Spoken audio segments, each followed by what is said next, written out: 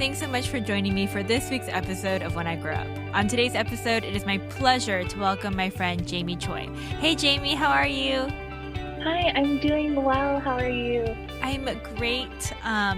Thanks for joining me today. Yeah, of course. I'm so excited. Well, before we get started and me asking you questions, I should tell people what it is that you do. And you are a dental hygienist, right? Yes, I am. Okay, so honestly, I never even thought about dental hygienist because growing up, I never went to the dentist. Um, did you grow up going to the dentist? Yeah, so that was the one thing that we did regularly. We would Interesting. always go to the dentist.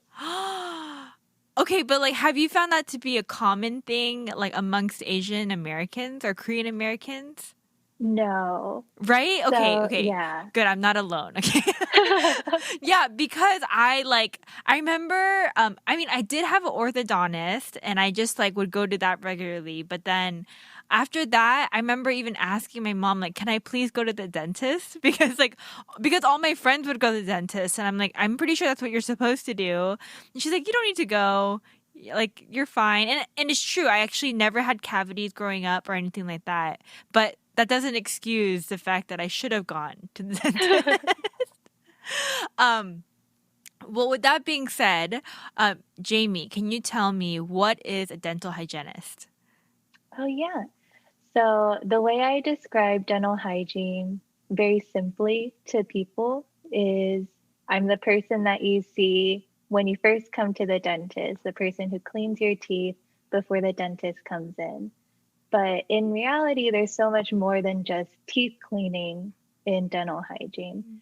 We are the people that spend the most time with you when you come to the dentist, and we are sort of like the preventive care specialists in the dental world. So people tend to say, you see the dentist when you have a problem, but you see the hygienist to prevent that problem. Yeah. Oh, okay. Well, so I know I said I didn't grow up going to the dentist, but after I got married, David found it, my husband David, who you know. So Jamie and I, we go to church together. That's how we know each other. But um David was like, "Oh, we need to go to the dentist because I needed to get my wisdom teeth pulled." Yeah. Oh, so it was horrible. But but you know, everything you're saying right now is um very yeah, I recall it very well in my visits in the last couple years. But yeah, I feel like it was I didn't know they were a dental hygienist, but they were telling me, oh, about flossing and do you floss? And then they were Hmm. like, oh, and then they encouraged David. This is 3 years ago. They encouraged David and I to change to an electric toothbrush. Mm. Because we didn't know that we should do that. Oh, yeah. So the, I guess, adjuncts, the things that help with oral healthcare at home have evolved so much since I went to the dentist also. We Mm. have floss picks now, water picks that you can take into the shower, electric toothbrushes, and even some dental tools that aren't so recommended. They have come out with scalers, the things that we use at the dental clinic for What's a people to use scaler? at Is that the thing home. that what is that? It's the tool that helps to get the tartar off your teeth. Right, it's like a Yeah. scraping tool. Yes. Yes. Oh, I don't like that one. But they have that for I can buy that and use it, Yes. technically. But we don't recommend for people to do that just because you could hurt yourself and do Sure, more yeah. damage than good. Ah, okay, okay, interesting. Okay, um, so you are kind of so you have to be kind of relational, I feel like. Definitely. I would Mm. say that as a dental hygienist, you're talking to the patient so much that you're sort of consulting them on how to change their home care to better serve their oral health. I see. So, whenever patients come into the office, they don't just want to be clean. They usually want to have a conversation with you and develop a relationship with you. So, I would say that to be in this sort of field, you have to be relational to some degree. Hmm. Okay. Um, so you recently graduated, right? Yes, I graduated this past May. Woohoo! Congratulations. Thank you. I definitely want to get into all the schooling and all that kind of stuff. But before all of that, I wanted to ask, so you found a job in Atlanta. What does a typical day look like then for you as a dental hygienist? If you can even just like tell me, like, the schedule or even just like um, what kind of patients you see and things like that. Yeah. So the office that I work at right now is geared more towards cosmetic dentistry. So we see a lot of people who have veneers, which are sort of like coverings for your teeth that make them look nicer. Um, Oh. yeah. But a typical day, so our office is open from 7:30 to 3:30, and we see 8 patients typically throughout the day. So 1 hour per patient. Some offices do 45 minutes or 30 minutes per patient, depending on like age level and how much buildup they have on their teeth. Hmm. So I would go into the office about at least 15 minutes before I see a patient just to prepare everything beforehand. So, as in like a small practice dental office, we tend to do things that aren't necessarily in our job description. So, we help each other out a lot. So, we'll Hmm. do sterilization, we'll help the assistants will help us, and we'll just prepare the office and turn everything on, start looking at our patients and past notes before we actually see them, and then we'll actually get the patient in our chair. Hmm. So, whenever that happens, we'll greet them, we'll ask them if anything's changed in their medical history, just to be able to note if anything had changed. So, if a patient recently had knee surgery or joint surgery, they would need to be on specific medications to get a dental cleaning just so that no infection happened. So, Hmm. to protect against any mishaps, we always ask for an update on the medical history and if anything's bothering them in their mouth at that moment. So after that, we would take any x-rays that are needed. So typically we update bite wing x-rays, which check in between your teeth for any cavities, once a year.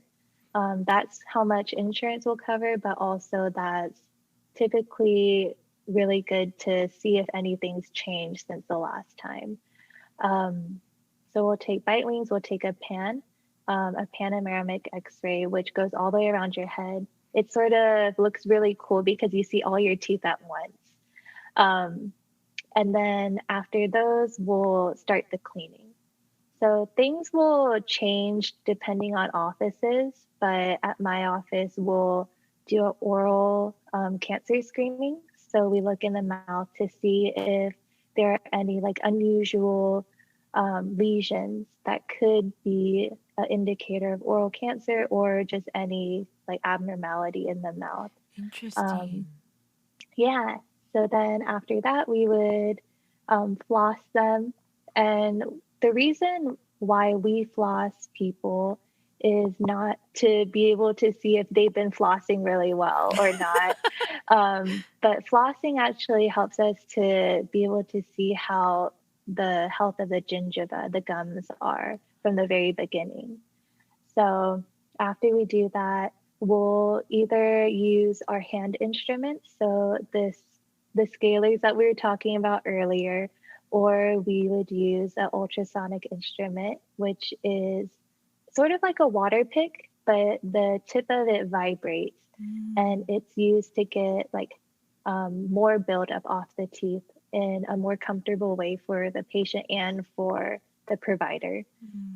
Um, So then after the entire cleaning, we also measure the gums.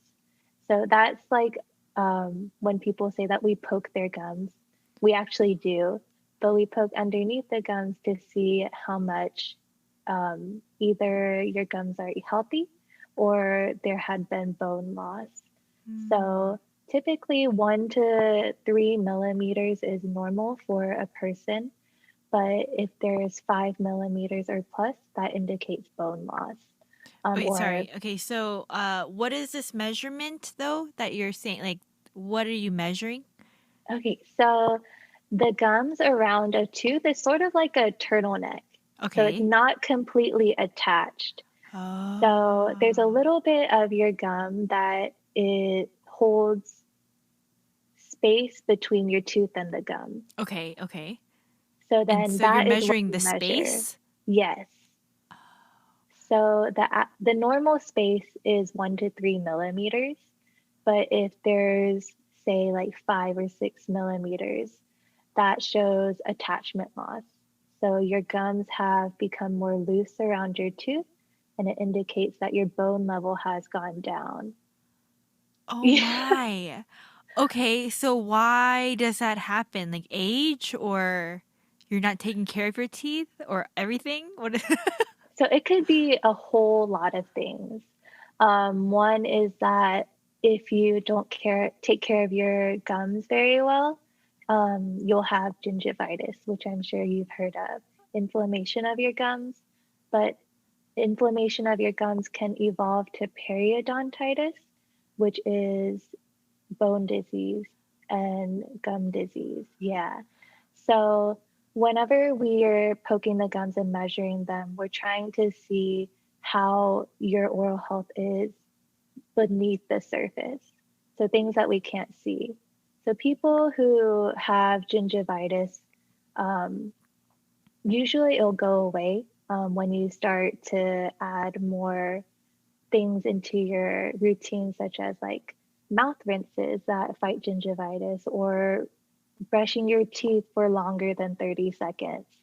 Um, but if you don't take care of that, it could lead to a more serious disease, periodontitis.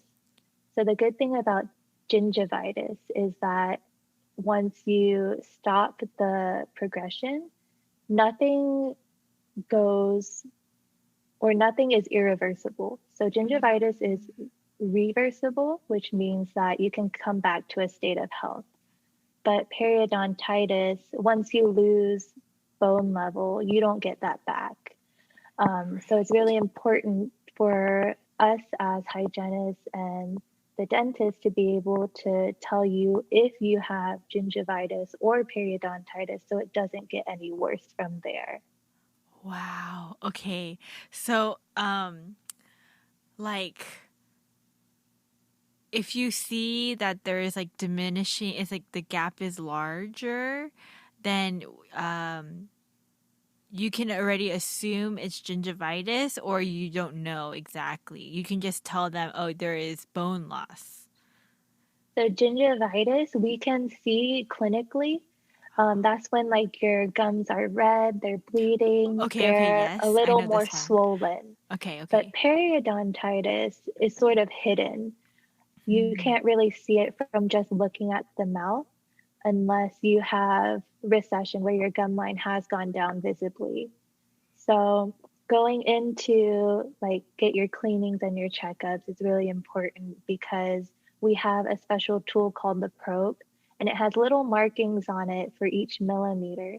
And we press it in between your gum and your tooth, all the way around your tooth. And if it goes deeper than, say, 4 millimeters, we can already assume that there had been attachment loss where your gum had separated from your tooth and that your bone level had gone down. David's been telling me to go to the dentist and I've been this is so fascinating to me right now. Um I guess it is important to go.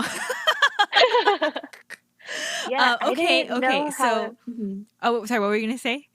So I didn't know how important going to the dentist and why flossing is important until I actually went to hygiene school. Interesting. Okay. I mean, no, and everything you're saying, I feel like you're articulating so well for me, someone that doesn't know anything about teeth, to understand. And it makes sense. Like, I'm like, yes, why would I want a disease in my mouth? Mm. It makes perfect sense. Okay. Anyway, so you check for that. And then how does your day progress after that with the So patient? after we do the entire cleaning, get all of our sort of like data, you would say, we would prepare to get the dentist. So, depending on the office, things are different. Um, we at our office like to give sort of like a rundown to the dentist of what we found, just because we just spent 45 minutes with this patient and the dentist is just coming into this room. And Hmm. there's not enough time in the day for the dentist to also spend 45 minutes with this patient. Mm-hmm, So mm-hmm. we would give them a rundown of things that sort of look suspicious, things that the patient wants to have addressed. And we would have them come into the room, and then the dentist will take a look. And at that point, the dentist is looking at any cavities, any restorations you might have, such as crowns or fillings, just to make sure that everything is okay. They sometimes will also do an oral cancer screening, just to go behind the hygienist and address anything that the patient has concerns over.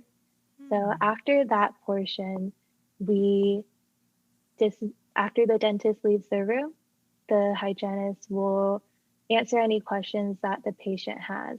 So because the hygienist had already created a rapport with the patient, sometimes the patient will ask their opinion on what the doctor said. Hmm. So, for example, if the dentist recommended that a patient get a filling on this specific tooth, um, the patient could ask the hygienist, "Oh, do you really think that I should get this filling?"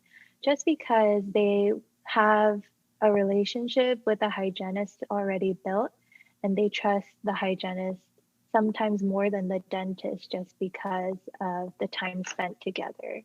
Yeah, that So, makes sense. yeah. So after that, we would dismiss the patient and flip our room, which means to clean it, to prepare for the next patient, and then go about our day. So that happens about 8 times throughout the day. And in between those patient sessions, we would have time for like to write our notes, to have like a water break, go to the restroom. Um, but typically, it's a going, going, going situation. Right. It seems like it would be nonstop, especially if you're seeing eight. So just you in particular, you're seeing eight patients. But I'm so like there are other dental hygienists in the office, right, that are seeing Yeah. patients as well. Okay. Oh man, that's a lot of people to see and a lot of teeth to clean, I feel like. Yes, it is. Oh man. Okay, so I'm curious, like when you are looking for I mean, I do you walk your patients through what you're doing? So it depends. We sort of have to read body language with patients in the chair. Some people like to just be in and out Mm, and just have their teeth clean. Some people are really into like what's happening and will ask questions as we go along, which is really fun. I like answering questions and it makes it seem more enjoyable because the patient is enjoying it too. I see. Um, but usually I won't tell the patient what's going on besides like, okay, so now I'm gonna floss your teeth, or so now I'm gonna start the cleaning or polish your teeth now. Mm, But if the patient expresses interest in it, I will go into like a more in depth of what I'm doing. I see. I guess the reason I'm asking too is like I don't feel like I've ever gone to the dentist and they've looked for like lesions or sores in my mouth. Um, is that something that's unique to your office, or is it like older patients they do that with more, or?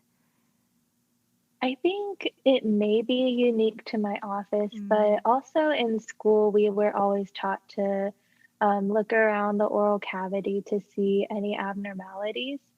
But specific to my office, we always, it's sort of a little funny. I hold the tongue with a piece of gauze and I look on either side of it because oral cancer tends to present on the sides of the tongue more than Oh, anywhere else.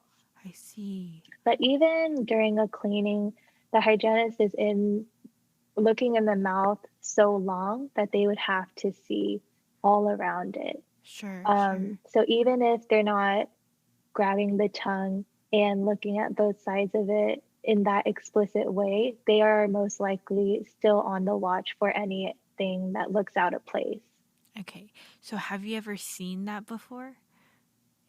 I have seen a lesion on the side of a tongue before. Um, it was a little bit alarming just because I knew the gravity of what it could be. Mm. But in that situation, I didn't explicitly tell this patient that, oh, this is oral cancer, Right, right. because I don't know if it's Right, right, cancer. right. So whenever that happens, I'll let the dentist know like what I saw and then they'll look at it too. Mm, And if we need to refer them to an oral surgeon to get a biopsy of that lesion, we'll send them to an oral surgeon. I see.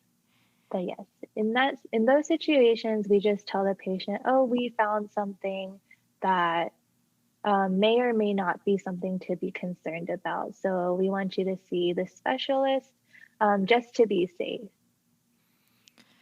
Oh man.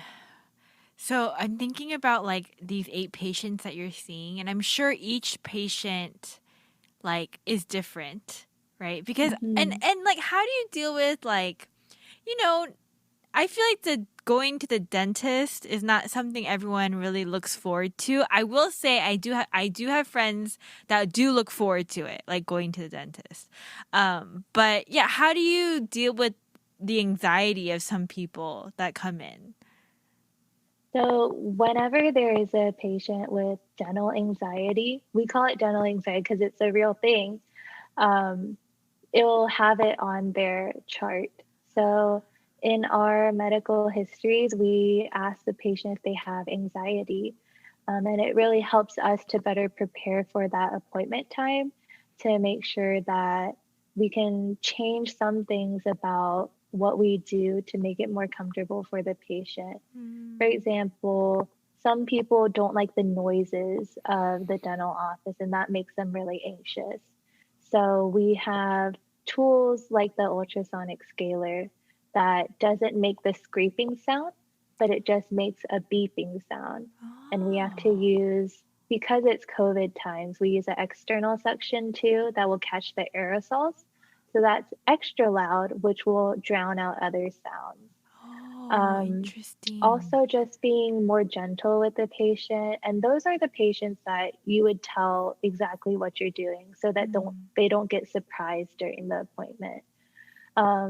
We also would, depending on which hygienist would see them, we would give them to the more gentle hygienist or the more um, skilled hygienists that are regularly seeing these sorts of patients. I see. So does each hygienist like are they like I don't know how to ask this. Like are there like different styles of cleaning? I think there are. Um, I think it also is with um, whenever we went to school and stuff, and whenever we learned how to use our instruments. I think it also is a personality thing too. Mm, So I know me and one of my other coworkers are known to be the more gentle hygienists. mm, Um, and then there are other hygienists that are more heavy handed. Not to say it mm. in a bad way, because Right, patients right. sometimes like to feel as if they're getting cleaned out really Right. well. Yes, And then yes. they don't like feeling that they didn't really get cleaned. I know what Um, you mean. Yes. yeah. So in that way, there sort of is like different kinds of hygienists. Interesting. I mean, I am not surprised that you are one of the more gentler hygienists. But I also feel like me in particular, I think I would um like I'd probably like what you said as the more heavy-handed hygienist because I think I like the feeling of like getting in there and like scraping Mm-hmm. off whatever needs to be scraped off. So gross, I'm sorry. But like I mean, I guess we should get into school because maybe it would answer some more of my questions. But what I Yeah. was going to ask before we get into school um is like I don't know how like open you can be about this honestly, but I mean like do you ever get grossed out? Yes. Simply um, put, yes. More specifically, I wouldn't say that I get grossed out in the office that I am right now, just Uh-huh. because our population is more young professionals. Okay. But whenever I was in school, we had a vast variety of patients who came in to be Mm, our like practice patients for whenever we were practicing what we learned on them. mhm, mhm. And I just remember there was a time where I was picking out chicken, a lot of chicken Oh god. from teeth. Um, and I would say that was the most unappetizing experience I've had Oh god, I want to in throw up a little hygiene. I mean, not interesting. It's gross. That's gross. But I mean, yeah, I mean, I'm sure that happens a lot. I mean, you said at your office in particular, it's a little bit different because of the population that you work for. But yeah, I mean, I would imagine that's a very common thing to encounter. Maybe right? Especially after lunchtime. Right. Hmm. My mom always did say, "Go brush your teeth before you go to the dentist." But then it was like kind of like, why? Like Hmm. they're gonna brush it for me, right? Exactly. I thought the same thing. Yeah, it's kind of like even like when you go get your hair cut, you know, it's like you don't wash your hair before. They're gonna Hmm. do it anyways. Like, Yeah. but with that kind of image in my head, you guys go brush your teeth before you go see your dental hygienist, okay? Like, don't go up in there and like let them take chicken out of your mouth. Gross, yuck. Okay, well, Jamie, could you take me back to the beginning, like of when all this started for you? Maybe even like high school. Like, when did you decide this is what you wanted to do? So it's actually sort of a funny story because whenever the idea of being in like the dental field came about was my brother, Peter, which Blair knows through Yeah. church, um, wanted to be a dentist when he grew up. So Oh, I starting think from he did like, tell me this before, but yes, okay. if you know Peter now, he is not a dentist. He is in computer science. But whenever we were growing up, he would always be like, he wanted to be a dentist when he grows up. So he would tell me that, and me being very attached to my brother, I automatically was like, oh, I'll work for you. Not as a hygienist per se, but as your receptionist. Oh, Um, interesting. Okay. yeah. So I was not a very ambitious child. Um, so whenever that happened, I like stuck to that. I'll work for Peter whenever like we grow up. But then as he went to college, he decided that dentistry isn't what he wants to pursue anymore. So then I was like, man, well, my plan's going out the window. I can't be a receptionist for him anymore because he's not going to be a dentist. So back to square one. So when I was in high school, I did the healthcare track, we had the opportunity to become certified nursing assistants in high school through like an extracurricular. Really? Yes, it was so great because during school time, we were able to shadow different medical professionals. And in that way, we were able to see, like, oh, this interests me. This is something that I want to do, what I want to pursue. So at the core of it, we were all like sort of nursing tracks. Becoming a certified nursing assistant is like a couple steps under a nurse. We would help the nurse.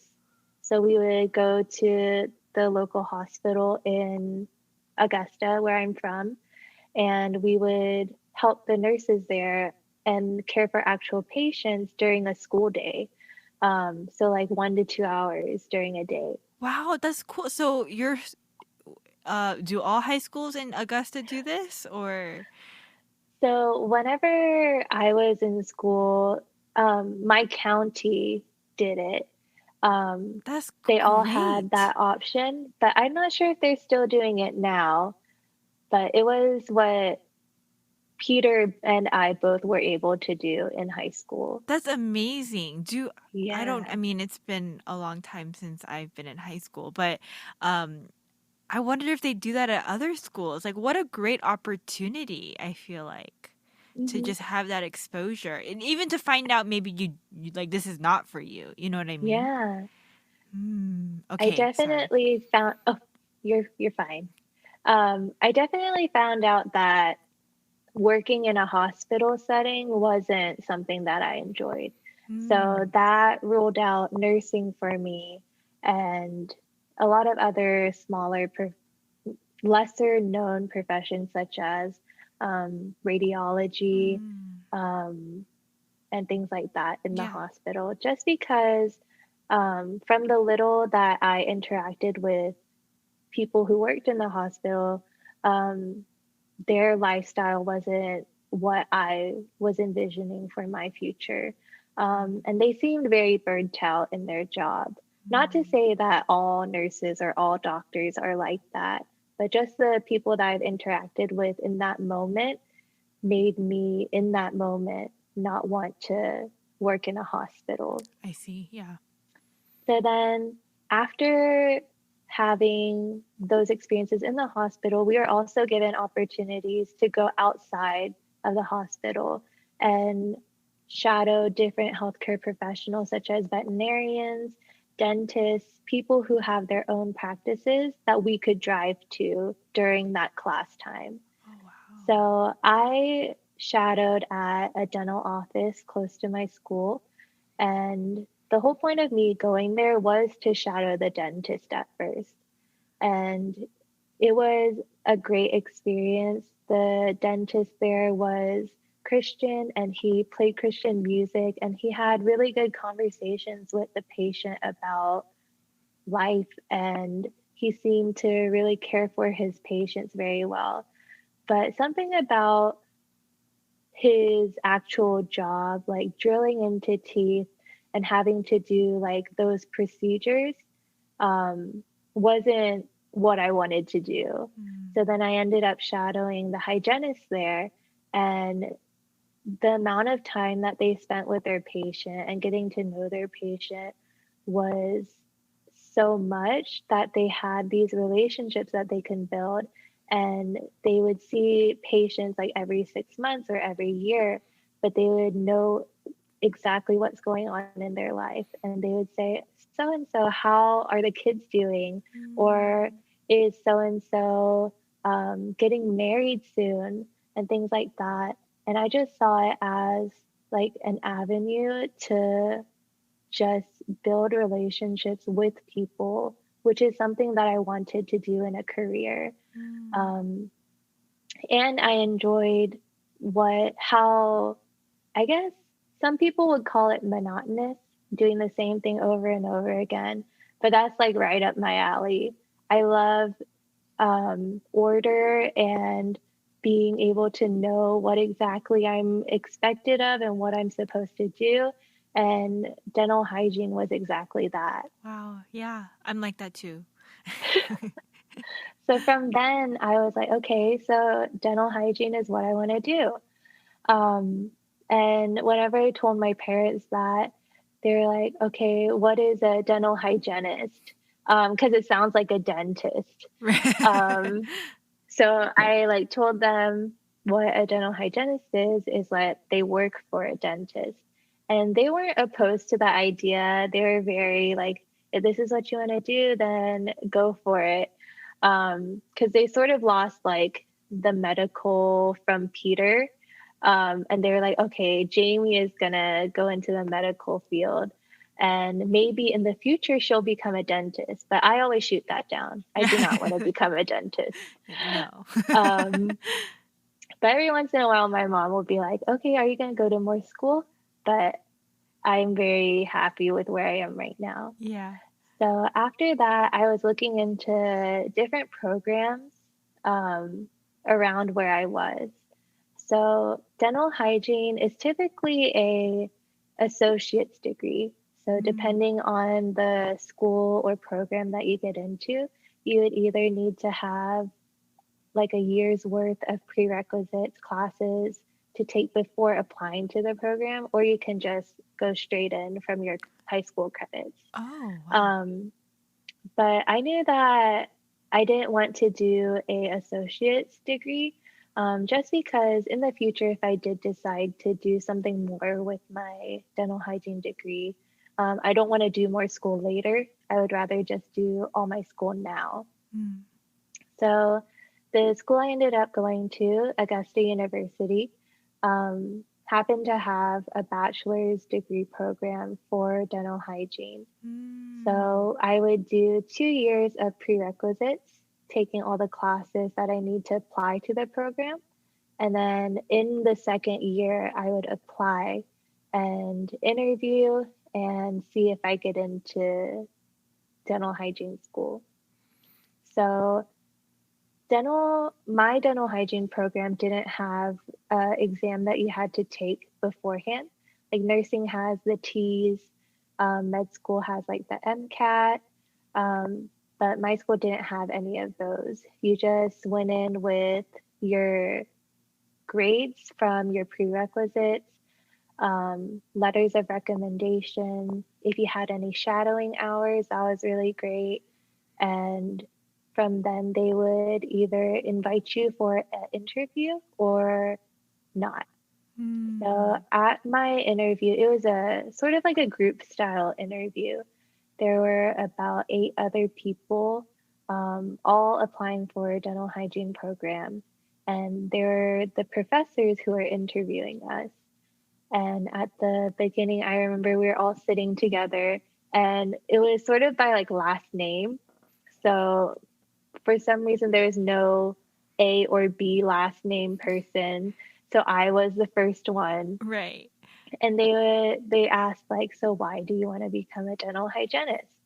And then I would give my answer, which was pretty much what I said earlier Mm-hmm. about building relationships with patients and how I feel like in my shadowing of hygienists, it really gave me a desire to pursue this field because of what they do, not only clinically for the patient, but also um, just being like a listening ear. Mm. Um, so then we had that sort of group interview, and then we had individual interviews with each professor. So after the interviews, the teachers would sort of like on a point system um, add up how many points you would get through your interviews, like how well you answered the questions, how genuine you were.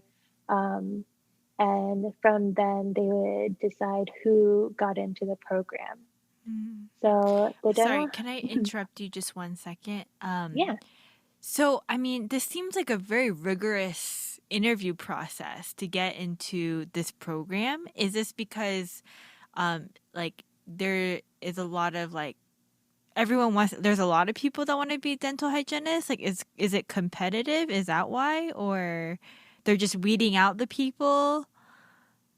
I think it's a little bit of both. Okay. Um, Dental hygiene is definitely growing Mm. in interest, and my specific program only takes in 30 people Oh, wow. a year. Yeah. Okay. And I know that other programs take even less. Um, Oh. but like for nursing, for example, at Augusta University, they take in hundreds at one Mm. time. Um, so I think it's a weeding out process just because the course is rigorous and they Mm. want to take in people who are committed to pursuing it till the end. And Sure, sure. also, there are a lot of people who are applying and are interested in this field. Um, but yeah, Okay, that makes sense. Okay, so you were saying that they add up the points. yeah. So then they will decide who gets accepted and who will not. So once you get accepted, you'll get like the phone call that says, they'll be like, oh, congratulations. We look forward to seeing you in this upcoming fall. Um, and then you'll start to prepare for hygiene school. You would do all the fun things like getting your scrubs and your white coat, meeting with your classmates. And for our program, we had like a big little system. Oh, So fun. the people 1 year ahead of us, so our seniors, would be paired with one of us, the juniors, and help us sort of like a mentoring system Mm. to get through hygiene school. And I just remember that my big was so generous with her time and her efforts. And it just made me more comfortable with going into this like unknown. Just because I didn't really know anything about teeth or hygiene, but I was just jumping into this head first. And I think it was a really great system to just allow people to become more easily introduced to hygiene school. So after that, we started school. And the first semester of school was all learning. So Mm. starting from the anatomy of the tooth Mm. and being able to decipher the difference between like a molar and a premolar and being able to number all the teeth because teeth have numbers. Um, Oh so yeah, they then, do. They like say it out loud to the whoever is like helping them, yes. Hmm. and they're like a mark something, and then like, they say the number. You're right. Okay. Yeah. I think that was a really confusing part of my course. Just because I was like, wait, sometimes you don't start from one because one is your wisdom tooth. So some people don't Oh. have their wisdom tooth, so you start from two. So it gets confusing. But But so you can identify like which tooth is what then. yeah, Does every tooth have a name? Like, yes, like canines and like, mhm, those kind of things. Like, does every tooth have a name? No, right? yeah, they do, They but not do? yes. So you have your molars, um, including your wisdom teeth. A normal person would have three molars, and then you have two premolars, and then your canine, your lateral incisor, and then your central incisor. So going from like very back to front would be Uh-huh. molar, premolar, canine, lateral incisor, and then central incisor. Oh, I guess there's not that many teeth then. But like you said, three molars, so three molars on each side? Yeah, so we split the mouth into quadrants. Oh, So okay. each quadrant has three molars. Oh, okay, okay, okay. That makes So sense. usually Okay. people will have only two because you get your wisdom teeth taken out. I see. Gotcha. So fascinating. I'm like, but I mean, like, so everything you're learning, um, like how is what? okay, this is going to sound really dumb, but I know that a dentist needs to know a lot of things, but like Mhm. essentially you're learning the same thing as a doctor dentist is learning, right? So I would say that the dentist learns the same thing, but like 100 times more in depth. I see. Okay. Okay. So like I have a couple of friends who are in dental school right now, and they would tell me like they're learning about the endocrine system or the cardiovascular system, and they go through each portion of the body and learn all about it because essentially they're doctors as well, and they have to Mm, know how like this medication will affect this person because they have this. I see. I Um, see. so they learn so much more than us in that way. Okay. Like the whole, like holistically the body, I Yes. guess. I see. Um, so from what it sounds like, after your 2 years of prerequisite, the finished program is 2 years. Yes. Okay. And so if you were to just get your associate's degree as a dental hygienist, it would be, do you know if it'll be a 2 year program normally? Yes. Okay. I remember you mentioning before that Augusta in itself is like uh, it's like known for this, or did I make this up? Augusta is a huge medical hub. Okay, So okay, in we general. have, yes, we have the Medical College of Georgia or Augusta University. Oh, right. Okay. Um, Uh-huh. and then we also have the, MCG, right? yes. Okay. I do know this. Um, and we also have the Dental College of Georgia in Augusta. Oh, So okay. Okay. another really great thing about Augusta University is that we were able to share the same facility as the dental college. Mm, So, a lot of other programs for dental hygiene don't have as many resources as I did in Augusta because we were able to sort of work alongside the dental students and be able to shadow in like the orthodontics department, in the oral surgery department, and all of these things just because we had the availability to do so. oh, that's pretty cool and advantageous, I feel like.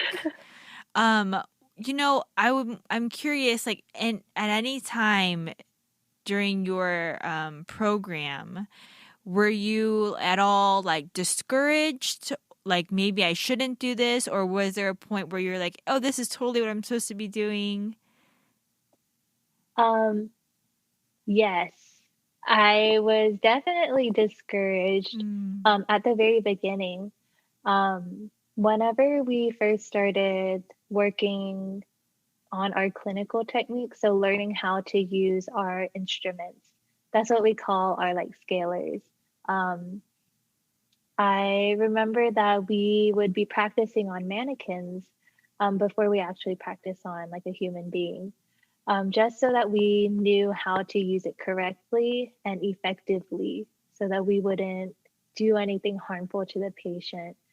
Um, and we had to take competencies, so exams after learning about each instrument, just so that we knew how to use it. So, in a competency, we would have a specific time slot, and we would go into the clinic at this time and have three professors at the same time watch you use this instrument on a specific group of teeth that they choose. So you wouldn't know what teeth they chose or anything. You would just know what instrument you would use. Um, and I just remember being so like nervous because you have three pairs of eyes on you watching your every movement. And I remember like my hands shaking during that. And I had classmates who were so nervous during it that they would get emotional. And it was a big thing. Um, and even before I got into hygiene school, I prayed that God would humble me. Mm. So I take what happened in hygiene school as God answering my prayer. Um, please take that in any way you'd like. Mm. So whenever we were doing our competencies, I failed almost every single one of them. So Man, that's stressful. it is so stressful. And I would have so many doubts about, like, oh, is this for me? Mm. If I can't do what I'm supposed to do clinically, because all hygiene is in my head was clinical. Um, so whenever I would fail time after time, I'd be like, is this like something that I should continue pursuing if I'm not good at it? Mm. Um, and I think the professors at my school were so great because they understood like these sorts of thoughts that run in our heads whenever we don't do well on the first time or the second time. And they were all very encouraging because they would say things like, if you were good and perfect on your first time using this specific instrument, then you wouldn't need school. Mm. Um, and they were just so encouraging throughout the whole experience, making sure that we knew that we can only get better, Mm. and that we're starting from literally zero and trying to be 100, where we need to take small steps towards this goal. Mm. So that was like a huge discouraging moment. But it turned into encouragement through my professors. Yeah, that's awesome. I feel like having good teachers and professors in your life, like just people that care about what you do and don't abuse the power that they have, is like so impactful and effective in a person's life. That's awesome. That's great. I am curious though, like, after you've gotten through this tough year or season of your program, like, and you start having to work on humans, like, what is that jump and transition like? Because for me, I'm like, I don't know if I could do it. I mean, I've had doctors on the podcast before too, and they tell me, it's a lot of practice, a lot of residency, a lot of, those kind of things that they get to experience. But at what point do you start seeing people? So this is a really scary time for all of my classmates Yeah, I mean, because it's the we, mouth too, It's like so like sensitive, and then it's like so small, like all yeah, like and our everything. instruments are so sharp. Yes, yes. Like So the first semester of hygiene school is all learning and using instruments on mannequins. So at the very end of the first semester, we do something called peer patience. So we start working on each each other. other, each other. Yeah. So that was very nerve-wracking for both like me and my classmates, Right, because my right. classmate had to trust me to do these things for the first time in a human being's Oh my mouth God. on them. And then I also was just nervous about doing this on a real live human being. Right, right. Um, so that was like a huge jump. We went from 0 to 100 then. Um, and I just remember after that, before we went on Christmas break, our professors told us that we would start seeing real patients when we come back from Christmas break. So you can just imagine all of us stressing out during that break, leading Right. up to seeing our first patient. But they also let us have another set of peer patients before seeing our real patients. So that helped a little bit. But even still, it was a huge, huge jump. Yeah, I'm sure. I mean, like, I feel like, oh, I see the like wisdom in like the peer patient thing, because it's like, oh, well, you know, they probably, your patient, since it's your peer, will probably show you more grace because they're in the same position as you are. But then it's like, oh, like, I feel like so many things, there'd be so many things because it's like a real person and not a mannequin anymore. But Okay, you have to clarify for me. It's not that important, but I'm just super curious. Like you say mannequin, and I just imagine like like what I'm imagining. I don't think is actually what it is. So like, does the mannequin has teeth? I'm assuming, Yes. and are they like similar to human teeth? So the mannequins that we use for x-rays, Uh huh. to practice x-rays have actual human teeth in them. Oh, But the gross. ones Okay. Okay. but the ones that we use to practice like instrumentation are just models. Okay. Okay. But we do have masks that we can put on their head um, to act like skin because we would have to like know how to retract the cheek away from their teeth and all of these Oh. things. But whenever we practice without the skin just because we needed to be able to see everything. Mm. Um, but I just remember when we first saw the mannequin heads and the skin, it was a little bit creepy because it's sort of like a mask that people would use on Halloween. Okay. Yeah. Um, yeah. Oh man. So, um, after you start seeing, oh, first I have to ask, what was it like? Your very first patient that wasn't your peer. So my first patient was a friend of mine, which I Oh, was very thankful for.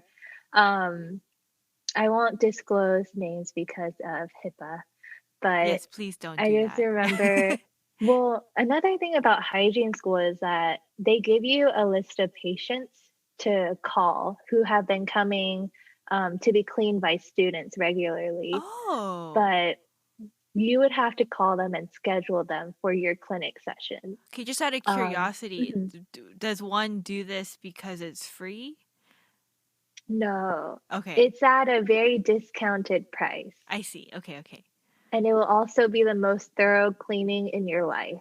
I Oh, would highly recommend it, but it's a lot of time I commitment. see. I see. Yeah. Okay.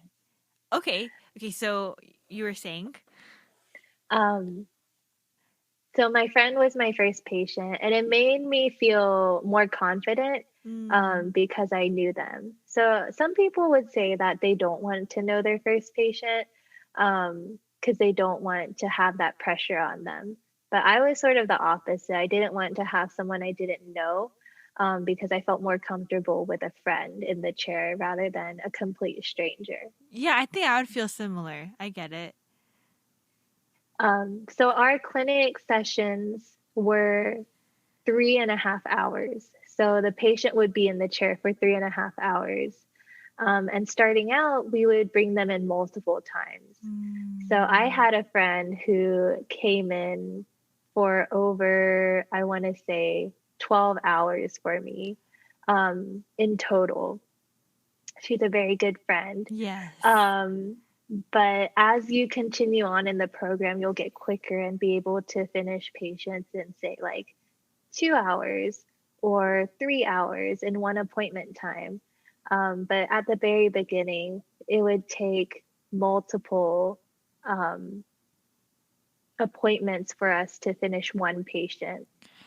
And the reason for that is like just inexperience or like not clean teeth or what what is the yeah So explanation for that? there are a number of different factors that go into it. One being inexperience. We also have checks in between each step Ah, okay, okay. where our professor will come in and go over like our findings and check behind us if we got all of the tartar and plaque off their teeth. Um, and then also depending on how much buildup someone has on their teeth. Um, but yeah.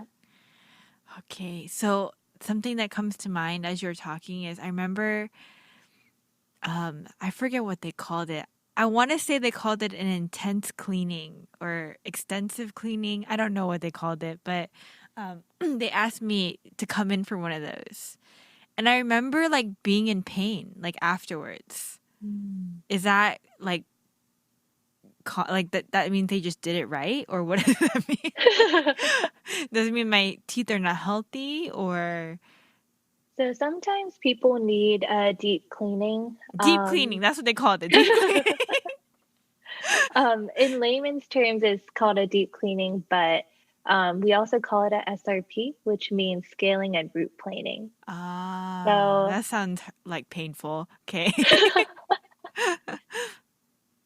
but there are different levels to deep cleanings. From what I'm assuming, I don't think you would have periodontitis, bone loss. I don't, Um, they didn't tell me anything. So, oh, I think they would tell you if you did, right, right. but it was probably you hadn't had a cleaning in a while and you just had Yes. more buildup under your gums. Ah, So, okay. whenever we have a patient who has tartar that's visible on an x ray, we'll tend to lean more towards a deep cleaning. So, at Mm, that appointment where we find the buildup underneath their gums, we would do the most that we can in that appointment time and then bring them back for another appointment if we couldn't get it all.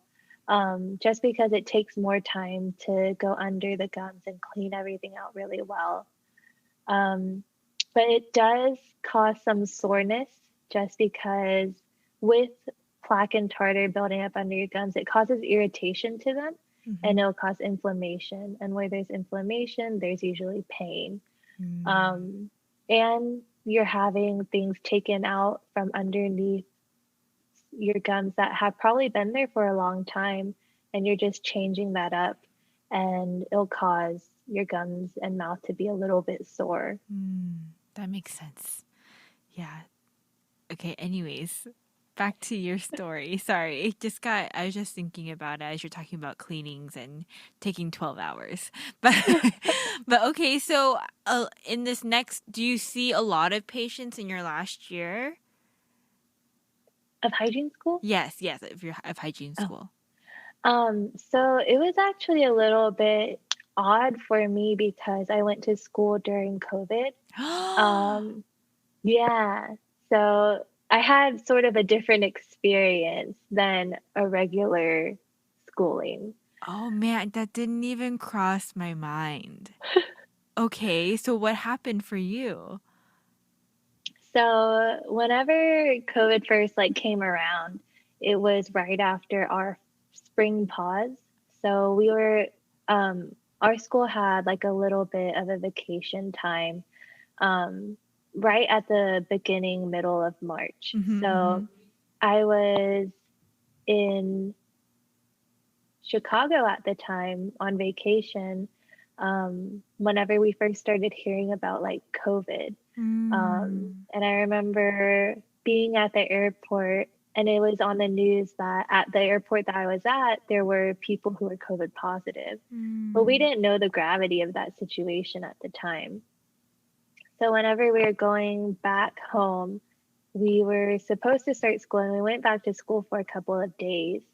But then, as news started picking up about this COVID thing, we were like, okay, we're gonna not come in on Friday because the faculty have a meeting about COVID, and we'll see each other again the next Monday. Mm. But whenever the next Monday came around, we were all online. Mm. So it was a drastic change. We all thought that we were going back into the clinic, but we had to be online and social distanced until we knew more about COVID. Mm. So we had to cancel our patients that we had scheduled for the rest of the semester, and we missed out on a lot of hours to learn in the clinic.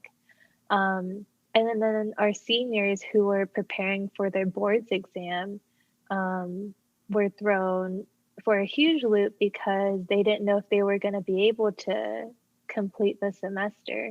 Oh wow. So it was a huge thing. But for me specifically, we just continued to do online for the rest of that semester. And then when we came back in the fall as seniors, we would hopefully be back in clinic. Mm. So throughout the summer, it was normal summer, no schoolwork or summer work. Um, but I was a part of the class officers. So my duty was class secretary. And during the summer, I helped to pair the bigs, so the seniors, to the littles, which was really fun. It was just like an extra thing that I enjoyed that had nothing to do with school. No, it But sounds when really I, fun though. I would enjoy that too. yeah, so whenever we came back in the fall, we were trying to adhere to all these precautions, such as social distancing, Mm. limiting aerosol production, wearing an extensive amount of protective equipment while we are in the clinic. So while we are sharing these facilities with the dental students, since it was like the dental college, they had first priority. Mm. Um, so we ended up having to do night clinics. Oh my So goodness. during the first semester, normal clinic hours were from 8 to 11:30 and 1 to 4:30. But since we had to social distance, we had to do night clinics, which were from, I believe, 6 to 9:30 Oh wow. or 6 to 9. Mm.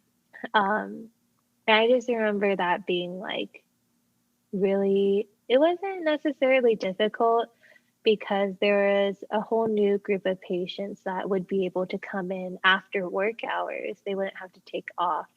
But it was just inconvenient Right, for right. the students and the professors. Mm. Um, so that was for a couple of months we were doing that. And then they allowed us to come back to having regular clinic hours, but we would just be in different clinics throughout the building instead of just one place. And I think they tried to accommodate us the best that they could. And it was definitely a time to give and show grace to our faculty for doing everything that they could in such an uncertain time. Sure, yeah. Um, but we also had to go through like patients not wanting to come in because of COVID, because there was nothing to know about what we should and shouldn't do. And you're sitting in a chair with your mouth open without a mask for 3+ hours. And it was just scary for some people to come in. So that was also a challenge because if a patient didn't come in, that would affect your grade for the day. And ultimately, if you have multiple failed patients or no patients, your grade would continue to go down. Oh, that's horrible. That's So, not your fault. yeah, but there's no good way to grade us on that. Right. Because I want to say it's unfair, but I also see it as there's no better alternative. Sure, yeah, yeah. So, And I say that too yeah. because I am one of those patients. Like my kids have not been to the dentist in the last year Mhm. because yeah, I was like I don't want people going through their mouth during all of this, you know? So that's why Yeah, I feel like for it's even sure. more unfair for a student learning about it, but then if their patient doesn't want to come in, they don't want to come in, you know? It's I feel like it's understandable, but I Mhm. get where you're coming from as well. But were you going to say something else after that? I was going to ask you another question. Um, I don't think so. So, okay, so say like I mean obviously you made it through the year and patients did all your patients didn't cancel, I'm assuming because you passed, right? Uh-huh. um so did you like I'm curious like just not to make yourself look in any certain way, but maybe to encourage others that are maybe in dental hygienist school or maybe thinking about it. Like, did you have any like mishaps or mistakes that you made that you feel like, I mean, hopefully you didn't, but I'm curious if you did. Oh, yes. Yes. Um, there are multiple mishaps that can happen, and that did happen to me in hygiene school. So, for example, one of my friends came in for me as a patient, and usually, like those patient sessions will be more of like a hangout than actual like school, because your friend is there and you can talk to them whenever you're not doing things in their mouth. Um, and I remember I was distracted because I was talking to her, Mm. that I forgot to clean an entire side of her mouth before getting a check. Oh no. So, during your first semester of hygiene school, you don't get any errors. You don't get points Mm. taken off for things that you've done wrong or tartar that you missed. But as you go on each semester, more and more points will be taken off for each error. So Mm. whenever I had this friend in the chair, I forgot to clean the entire side of her mouth. And I got so many errors for that that my end grade for her was closer to like a 60. Oh Um, my. and I just remember being like, this is so unfair. I just forgot. But in the end, it was my fault because I did forget. And I Right. couldn't blame the professor for giving it to me because it was obvious that this is what happened and Mm. this is the grade I deserve for what happened. Mm. I guess you never did that again though. Oh, yeah, Yeah. never again. Have you ever like accidentally poked somebody too hard? I think there have been times where the patient does feel pain, I see. I see. especially when we're first starting out. Do they Um, vocalize it? Like, they're like, so ow. some will like flinch a little bit, and then others will make like a bigger deal out of it. So But kind. I You're so think kind, Jamie. but I think that the patients that come to the school already know that these hygienists in training don't know all that there is to what goes on, Mm, um, and that they're sort of prepared for that. So I think our patients in school are very generous. I see. I see. Well, that's good to know. That's good. So after you graduate from the program, is you mentioned I heard you say people taking their boards. So there is another test that Mm. you need to take. Yes.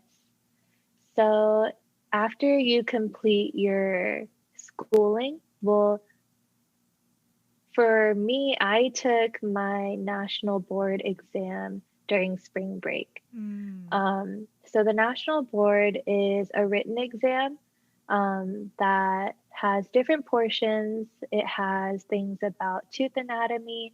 It has things about abnormalities that are found in the mouth, pharmacology, which is about drugs and how they affect the oral cavity. Everything that you learn in school um, will and can be on this test. Mm. And this test is the same test that every hygienist in every state would take. Um, and you have to pass it to become one step closer to becoming a registered dental hygienist. Oh, so So even that's if the you national board. oh, okay, yes. Mhm. No, no, no. Continue, continue. Yeah. So that's the national board, the written board. So then there's also a clinical board where Mm. you would have to clean someone's teeth in a specific amount of time with a specific amount of errors or less. And you're graded on that. And that's your Mm. clinical board, which varies depending on state. So for the state of Georgia, we take a credits exam. Um, and it's accepted in a few other states as well. I think South Carolina also you can practice with the credits exam. but you can't in Florida because Florida takes a different clinical exam. Oh, I see. Um, so for that exam, we have to find a patient who meets a certain amount of requirements, who has enough buildup on their teeth below the gum line that you can remove, um, for the judges to say that, okay, you're competent in being able to clean this person's teeth. So for my ideal boards patient would not be someone who has bone loss. It would be someone who just who needs like a deep cleaning, who maybe has gingivitis. But I could not find a boards patient like that. So I had to use my patient who was a periodontitis patient who had bone loss and was more difficult. And I remember trying to get advice and counsel from my professors, asking them, like, should I use this patient as my boards patient or is it too risky? And there would be some professors that were like, I don't think like this is a good idea. You should continue looking, but if this is all you have, then this is all you have. I mean, And then how there'd do be you others. you, you just have to find somebody, or like there's like a pool of people, or what? So we, throughout our last year of hygiene school, we try to find a patient who meets all these requirements. And Oh. unfortunately, it doesn't become like a pressing matter until our final semester of hygiene school, Mm. um, where we would see like patients who have more buildup on their teeth, and hopefully one of them will be a candidate for boards, and we'll ask them if they would be our boards patient for us. But for most of my classmates, we couldn't find people just organically through our patient list. We Mm. would go out and put up flyers in like nail shops or grocery stores or coffee shops and being like, if you haven't had a cleaning in like 5+ years, please come and get screened for our boards patient. Are you Um, serious? yeah, that was a really stressful time for a Oh my lot god, of my that's classmates. crazy. Yeah, it was pretty crazy. Did people respond to that flyer?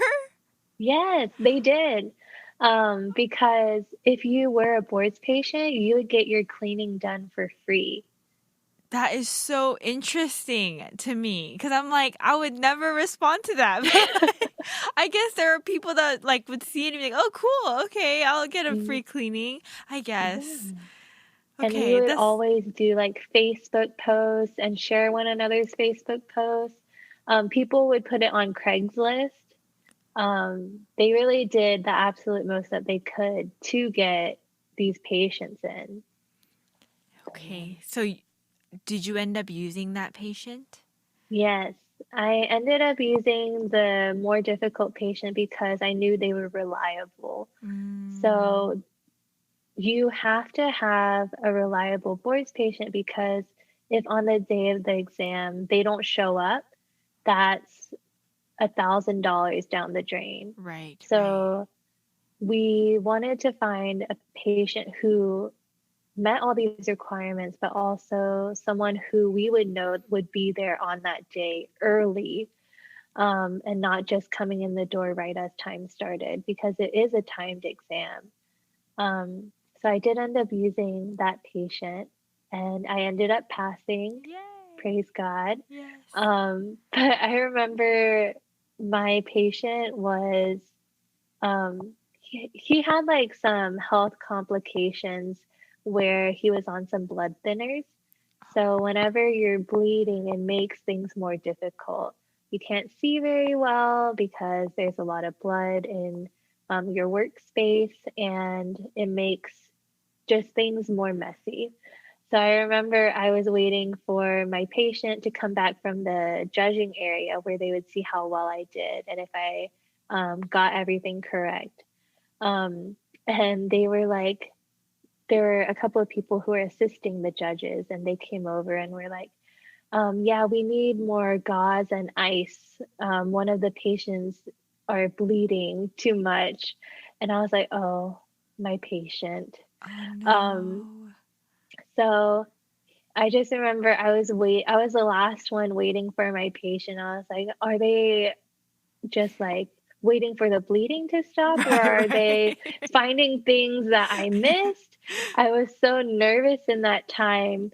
And then when he finally came out, we were just joking about like why you were there for so long, and just trying to make things light because we would get our results like within 10 minutes after the last person gets their patient back.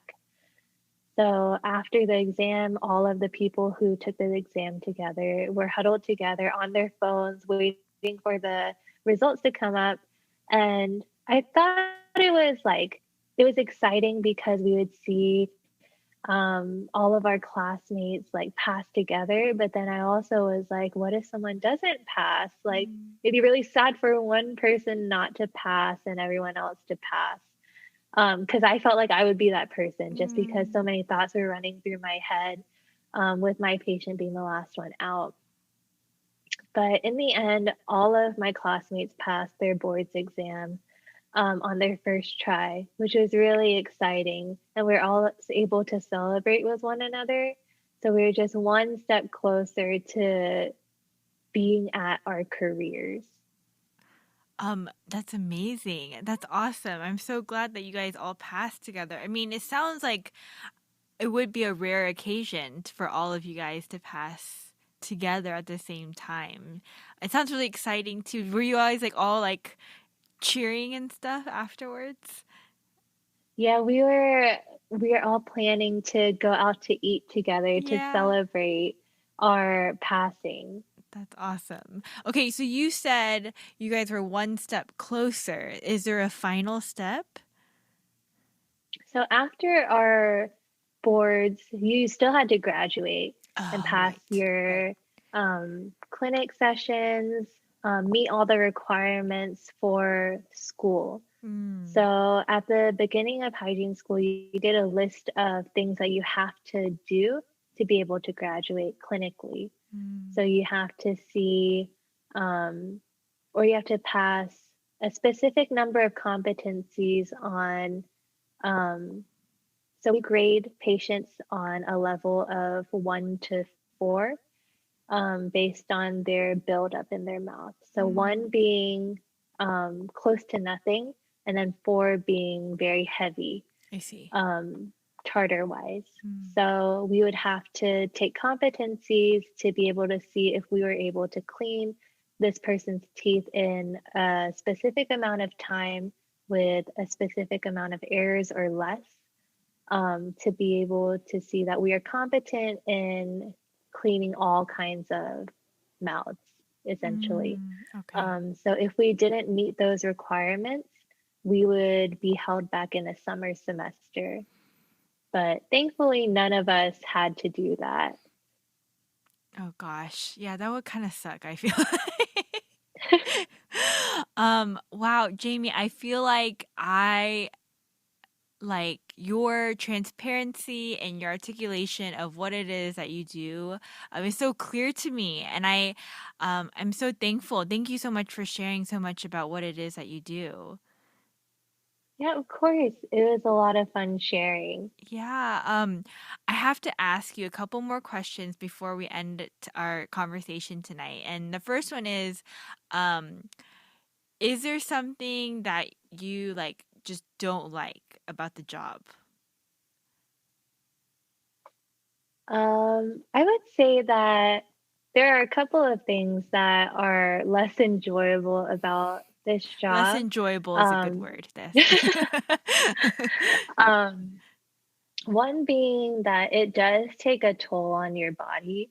You Mm, are sitting and bent over a patient, for the majority of the day. mm, Um, so I found that once I started working, um, and seeing like 8 patients a day, I've had to come home and stretch.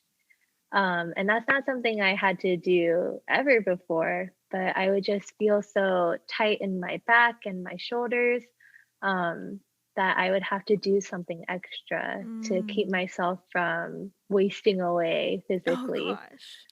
That makes sense though. Yeah, I mean, I think we've talked about it, me and you, but I've asked my dental hygienist what she doesn't like about her job, and she said the exact same thing. It's like the back issues that she has from being on the job for so long. But stretching has helped a little bit for you? Yes, stretching makes a whole lot of difference. Um, and also depending on like what kinds of patients I see during the day. Mm-hmm. If I see more difficult patients, I tend to feel more sore just because Oh. I'm bent in weird angles trying to see different things inside their mouth, whereas a more easy patient who has very little to clean off their teeth, I can be more aware of like my posture and get Mm. them in and out of their appointment time on time because they have so little to clean off their teeth. I see, I see. That makes sense too. Okay, so what is the best part of the job for you? I mean, I feel like you've mentioned it a little bit, but yeah, if there's there anything else, or you can reiterate what you already said. I think there are a lot of things that are really great about this job. Um, One is that you get instant gratification from what you do. Mm. Being able to see that from someone who came in with like stain on their teeth and just like not confident in like their oral health to being able to bring it back to a state of health and helping them know how to maintain it is Mm. really rewarding. And Yeah. also, there are people who come in who are embarrassed with what's going on inside their mouths. And being able to just talk to them and build up a confidence and like a game plan, sort of, as to how to make things better um, is really rewarding. Yeah, I love that. I feel like you don't think about that part as a patient, though, like you being able to empower this person. Because, like, the mouth is a very sensitive thing, not just like physically, but just even emotionally. I feel like I mean, you don't have to think about it too hard, but it's the first thing people see, you know? Yeah. And if you're not confident in that, that's really great. That's awesome. That's a really good point. And lastly, before we end our time together, uh, do you have any advice for somebody that maybe is listening and is thinking, oh, maybe this is something I might be interested in, or just any life advice at all? Yeah. Um, to anyone who is interested in dental hygiene, um, it is a rigorous course load going through school, and you will feel discouraged at times because you're starting out not knowing anything and trying to be really good at something really quickly. Mm. But if this is your passion and something that you know you want to do as your career, just stick to it and surround yourself with people who are willing to encourage you and empower you, even at your lowest of lows. And also for you to also encourage those around you, like your classmates, um, and just stick to it and be steadfast in your journey Mm. and just continue at it if this is what you really want to do. Yeah, thanks, Jamie. I feel like everything you just said, I just want to echo it real quick because I think the point about just surrounding yourself with people that can encourage you, that love you and know who you are is so important in a time where things get tough and hard, right? It's like you start this journey and it gets difficult, whether it's being a dental hygienist or anything else. But if you have loved ones around you that can say, "Hey, I know it's hard, but you got to keep going," or "Don't forget, Jamie, this is what you wanted to do," yeah, it's so important. And just that even the key word that you just said of being steadfast, I love that word. Like, because I just imagine this just the straight line, right? Never not wavering, always constant, and Mhm. um, yeah, that's really sound advice. Thank you so much, Jamie. I really appreciate everything you said today. No, I had so much fun being on here, and I'm really thankful to be able to share my story here too. Yeah, it is my honor, truly. Hey, Jamie, would you be open if somebody was maybe had more questions about what you did or maybe about your life even? Would you be open for me to give them your contact information? Yeah, definitely. Awesome. Well, you guys, if you enjoyed this episode or you have more questions for Jamie, please feel free to reach out. You can DM me on social media or you can email me at podcastwigu@gmail.com. Thanks again, guys. Thanks, Jamie. Until next time.